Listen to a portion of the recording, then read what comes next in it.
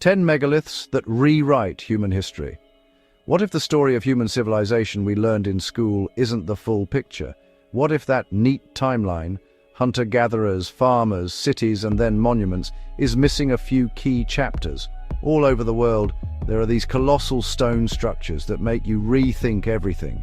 They're so ancient, so massive, and so precise, they really challenge our understanding of what our ancestors were capable of. These aren't just a bunch of old rocks. They're clues to a part of our history that's way more complex than we've been told. Today, we're going to explore 10 incredible megaliths that are some of the biggest questions. Get ready to have your view of the past rewritten. Number 10, Gobekli Tepe, Turkey. We'll start our journey in southeastern Turkey at a site that really turned the timeline of civilization on its head, Gobekli Tepe. This place dates as far back as 9600 BCE, which, according to the old rules, means it just shouldn't exist. It's a complex of massive, T-shaped limestone pillars, some standing over 16 feet tall and weighing many tons. That makes it thousands of years older than Stonehenge and the Great Pyramids of Giza. The pillars are covered in these intricate carvings of animals, foxes, lions, scorpions, and vultures, which suggests a rich and symbolic world. Now here's the mystery. For a long time, it was thought Gobekli Tepe was built by pure hunter-gatherers. But the conventional story said you need farming and settled societies before you can build something this huge. Gobekli Tepe suggests it might have been the other way around. The drive to build these incredible structures may have pushed people to invent new ways of living together. In fact, recent discoveries at the site and nearby have found evidence for more permanent-style buildings and possible water management features, complicating that old picture. So why did our ancestors gather here to build something on this scale right at the dawn of our current age? Gobekli Tepe doesn't just feel like a new chapter, it feels like a whole new prequel. Number 9. Baalbek, Lebanon. From Turkey, we'll head to Lebanon, to a place of just pure engineering might. Baalbek. It's home to a grand Roman temple complex, but the real mystery is what lies underneath, in its foundations. This is where we find the trilithon, 3 colossal blocks of limestone, and they're among the largest building blocks ever used in history. Each of these blocks weighs an estimated 750 to 800 tons. To give you some perspective, that's like 150 large elephants. These stones were moved from a quarry over a kilometer away and fitted into place with incredible precision. The consensus among archaeologists is that this was the work of Roman engineers, who were absolute masters of construction. But even for them, moving 800-ton blocks is an almost unbelievable achievement, and it gets even more interesting. In the nearby quarry, there's a still larger monolith called the Stone of the Pregnant Woman, which is estimated to be around 1,000 to 1,200 tons. This has led some to speculate that the foundation is far older, the work of a forgotten civilization. It's a compelling idea, but it remains a fringe theory outside of mainstream archaeology. Baalbek stands as a testament to what Roman genius was capable of, or perhaps the echoes of something even older. Number 8. Sacsayhuaman, Peru. High up in the Andes Mountains, overlooking the old Inca capital of Cusco, you'll find the fortress of Sacsayhuaman. Its zigzagging walls are a masterpiece of stonework. It's made of these enormous, irregularly shaped boulders, some weighing over 100 tons. And they're fitted together so perfectly, you can't slip a piece of paper between them. And here's the amazing part.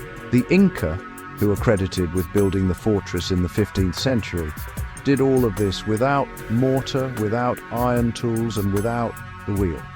Mainstream archaeology suggests they used stone hammers, ropes, and ramps with an incredible amount of skill and organization. The precision is so stunning that it's fueled local legends of a magical herb that could soften stone or even help from otherworldly beings. While those are legends, the reality of Sacsayhuaman is no less astonishing. It's a testament to a level of architectural planning and craftsmanship that has let it survive centuries of powerful earthquakes. This isn't just a wall, it's a work of art that challenges our assumptions about what you can do with so-called primitive technology. Number 7, the Yonaguni Monument, Japan. Now we're heading beneath the waves off the coast of Japan's Yonaguni Island. Back in the 1980s, a local diver discovered something that's either a bizarre natural wonder or a total game-changer for prehistory, the Yonaguni Monument. Sprawled across the seabed is a massive sandstone and mudstone formation, and it features what look like huge terraced platforms, sharp right angles, and enormous stepped pyramid shapes. So, is this a natural geological formation created by tectonic activity and erosion? That's what most geologists maintain. Or are we looking at the ruins of a man-made city, submerged by rising sea levels at the end of the last ice age? If it is artificial, its age is staggering. It would have been above water more than 10,000 years ago. That would place a sophisticated civilization deep in a past we know almost nothing about.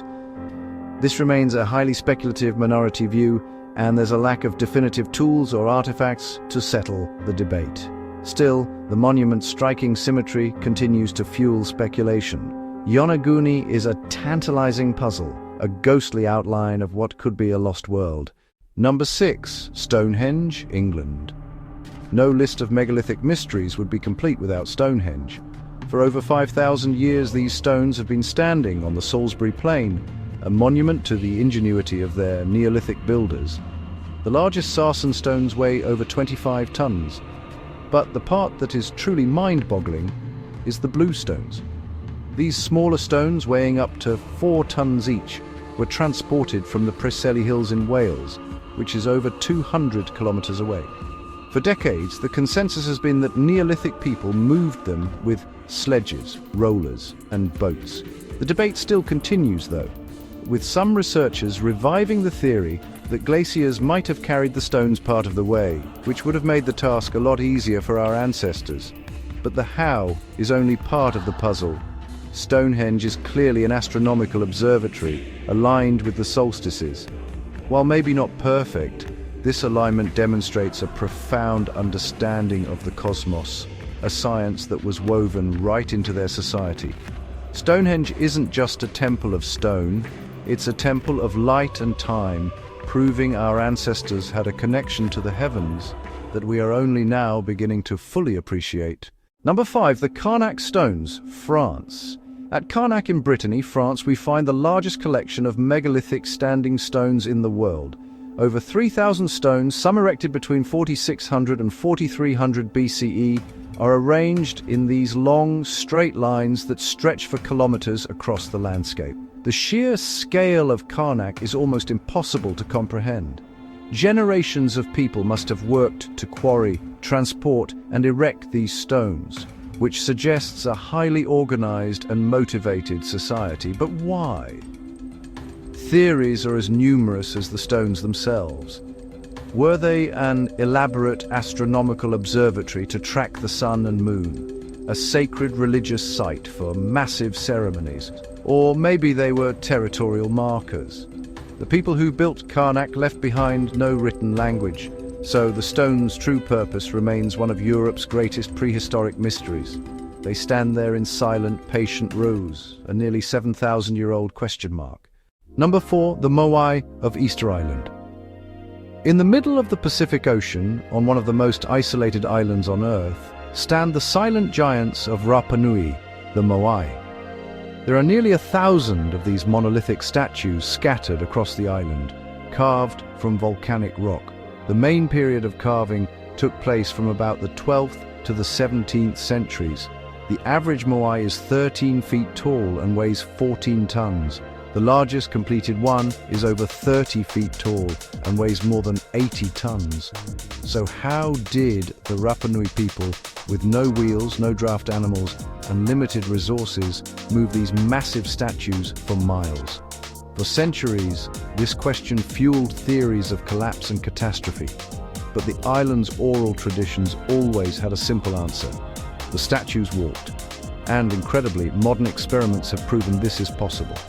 By using ropes and a small coordinated team, researchers were able to make a multi-ton replica walk by rocking it from side to side. The mystery of the Moai isn't a story of lost advanced technology, but a testament to human ingenuity. Number 3, Newgrange, Ireland. Older than the main phase of Stonehenge, older than the first pyramids, the Great Mound of Newgrange in Ireland has been keeping a secret for over 5,200 years.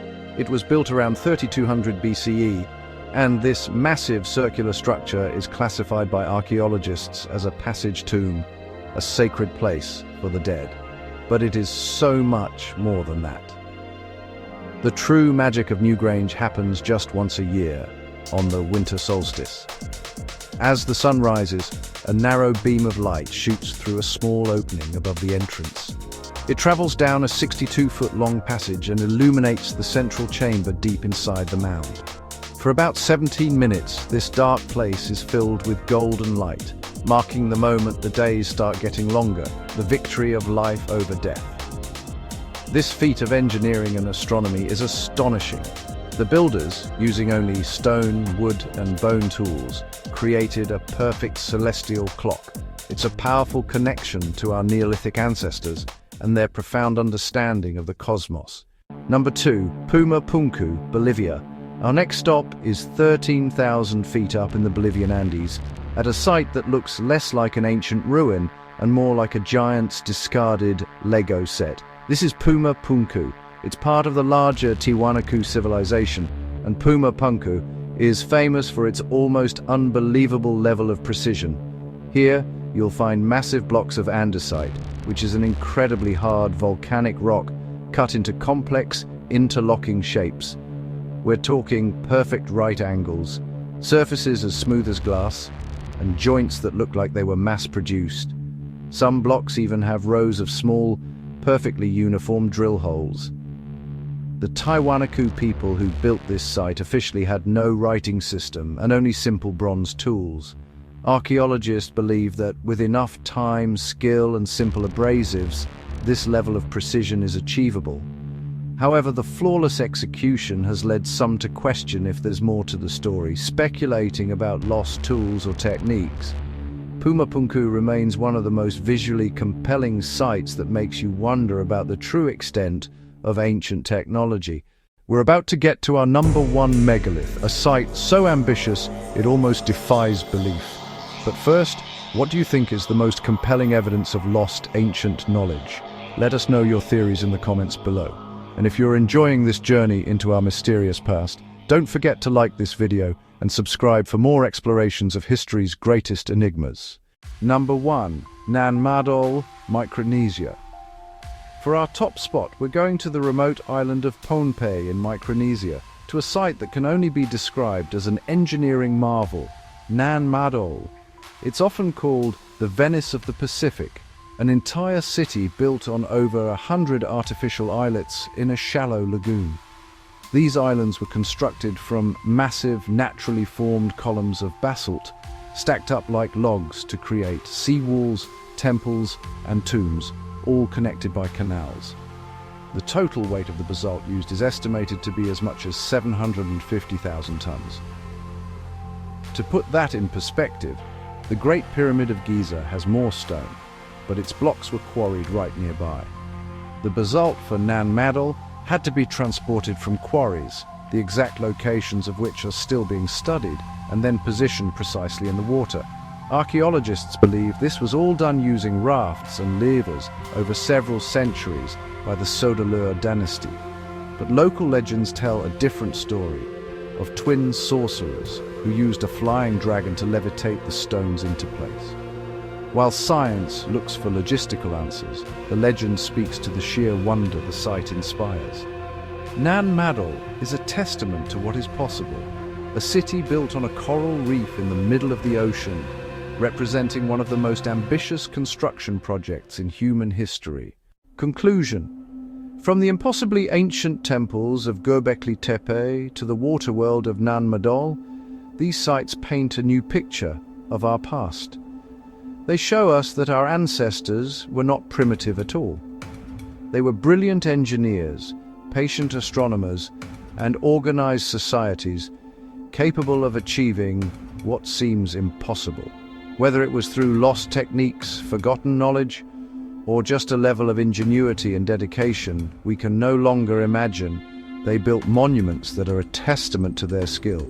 These sites don't necessarily point to a single lost civilization, but to a world rich with diverse and highly capable cultures. The stones may be silent, but they ask us to keep looking, to keep questioning, and to remember that the story of humanity is far from finished. What other secrets are still out there just waiting to be found?